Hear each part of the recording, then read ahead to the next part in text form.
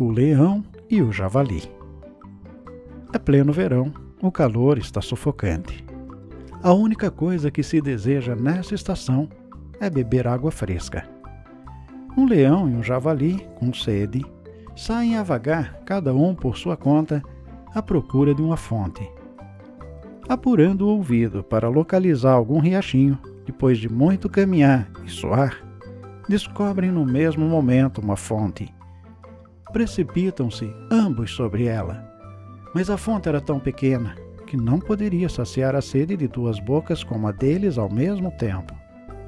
Começa então uma luta furiosa.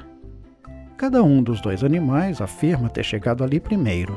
Enquanto isso, a água escorre e se perde, sem que qualquer deles se arrisque a beber uma gota. A luta se transforma numa batalha feroz, mordidas, arranhões, investidas de um contra o outro.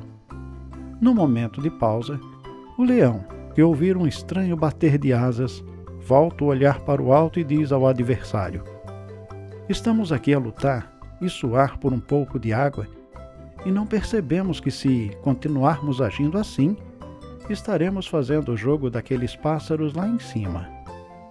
"Ah, sim, os abutres!" exclama o javali assustado. "Só esperam que um de nós morra para descerem e comer-nos." "Sabe de uma coisa?" prossegue o leão. "Vamos deixar de brigar e dividir essa água. Ora um gole para você, ora um para mim, como bons amigos. Antes assim do que virarmos um bom jantar para os abutres." Moral da história: é bom pôr fim às brigas sem demora, porque elas acabam sempre em prejuízo para ambos os adversários. O rato e a rã. Um ratinho do campo, para sua desdita, fez amizade com a rã. Ela lhe propôs saírem juntos em busca de comida. "Em dois," afirmava a rã, "poderemos encontrar mais facilmente alguns excelentes petiscos. Assim, sabe o que faremos? Amarraremos nossas pernas uma na outra, pois desse modo estaremos seguros de que não vamos nos separar mais." O ratinho não sabia o que dizer, e assim, daquele dia em diante, começaram a sair juntos. Primeiro, dirigiram-se a um campo de milho e se empanturraram. Quando estavam bem fartos, retomaram seu caminho. Chegaram a um charco e a rã, que fazia algum tempo não via água, feliz da vida, mergulhou, sem pensar no pobre ratinho, que, arrastado para o fundo, afogou-se. A rã nem percebeu o que acontecera e continuou feliz dentro d'água. O corpo do pobre ratinho veio à tona, e um milhafre que voava sobre o charco o viu. Imediatamente se precipitou sobre a água, agarrou o rato e o levou com suas fortes garras. A rã, ainda com a perna amarrada do rato, foi violentamente arrastada fora d'água e também serviu para matar a fome do milhafre. Moral da história: ser egoísta é pensar só em si mesmo, sacrificando os outros. É um comportamento que pode, a longo prazo, voltar-se contra quem o adota. O cabrito e o lobo que tocava flauta. Um cabrito, tendo se perdido do rebanho, estava sendo seguido por um lobo faminto que queria devorá-lo. O mal-sucedido cabrito, percebendo que não tinha saída, pensou em usar de astúcia. "Meu caro lobo", disse o cabrito, "indubitavelmente estou destinado a você, mas peço-lhe que me faça um último favor. Gosto muito de dança e, antes de morrer, gostaria muito de dançar pela última vez aqui no bosque. Depois você poderá me devorar, e eu estarei pronto para morrer feliz. Toque então a flauta e dançarei."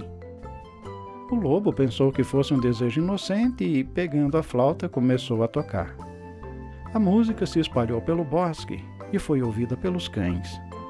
Seguindo o som, eles foram até lá, atacaram o lobo e, distraído pela música, não os viu chegar e fizeram-no fugir. Foi assim que o astuto cabrito salvou a própria vida.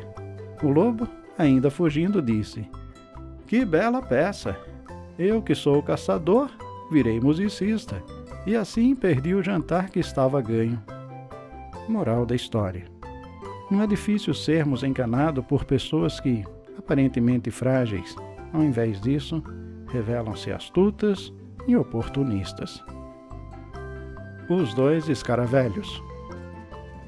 Numa pequena ilha viviam em perfeita harmonia dois velhos amigos escaravelhos, Tim e Tom. Dividiam entre si, em partes iguais, a única fonte de alimento de que dispunham, o esterco de um touro. Enquanto era verão, o alimento era suficiente, mas, pensando na estação difícil, começaram a se preocupar porque ele estava se tornando escasso e as perspectivas para o inverno eram negras.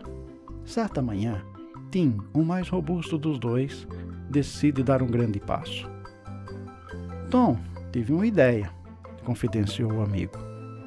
Já não há dúvida de que a comida que temos só dá para matar a fome de um de nós.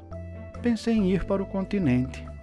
Você fica aqui, e se eu encontrar alimento suficiente, guardarei um pouco para você e o trarei quando voltar. Dito isso, conseguiu em pequenas etapas, voando de uma margem a outra e de uma barca a outra, chegar ao continente. Aí encontrou tal quantidade de seu alimento preferido que dava para empanturrar-se. De vez em quando pensava no amigo, mas, ao invés de poupar comida, espantava tal pensamento, justificando-se para si mesmo. É verdade que prometi reservar uma parte para ele, mas como transportar isso? É tão mole. Ele sabia, contudo, que com boa vontade, misturando aquela comida com um pouco de areia, poderia fazer bolinhas sólidas e fáceis de transportar. Mas era muito trabalho. Passou o inverno e Tim voltou para sua ilha. Quando o vê, Tom quase não o reconhece de tão roliço e bem disposto. E quando se aproxima, ele o repreende dizendo: "Que belo amigo você é! Por que não me trouxe alguma coisa?" "Você não deve reclamar comigo", respondeu Tim com indiferença. "Mas com aquela aldeia que põe à disposição tudo o que se desejar, mas não permite que se leve nada embora." Moral da história: os verdadeiros amigos deveriam fazer qualquer sacrifício para agradar-se mutuamente.